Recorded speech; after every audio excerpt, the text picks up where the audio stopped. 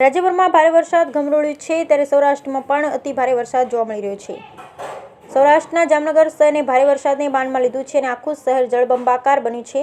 છેલ્લા 2 દિવસથી ભારે પવન સાથે સતત વરસી રહેલા વરસાદે ચારે તરફ પાણી કરી મૂક્યું છે। ડેમ ઓવરફ્લો થયા છે તો ક્યાંક નદીઓના પાણી ફંટાયા છે। જામનગર ખાતે આવેલ વોર્ડ નંબર 11 ગુલાબનગર વિસ્તારમાં મોહનનગર આવાસ પાછળ આવેલા રાજમોતી ટાઉનશીપ 2 દિવસથી કેડસમાં પાણીમાં ગરકાવ થયેલ જોવા મળી રહે છે, જેના પરિણામે અહીંના લોકોને ભારે હાલાકીનો સામનો કરવાનો વારો આવ્યો છે।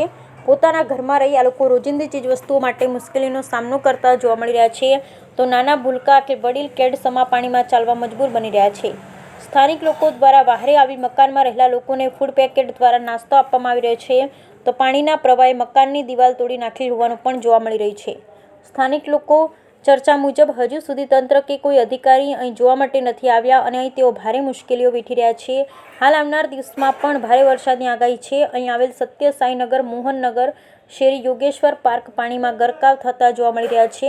વર્ષોથી અનેક રજૂઆત કરાયેલ હોવા છતાંય આજ દિન સુધી આ સમસ્યાનો કોઈ ઉકેલ જ જોવા મળતો નથી તેવું લોકોએ જણાવ્યું હતું।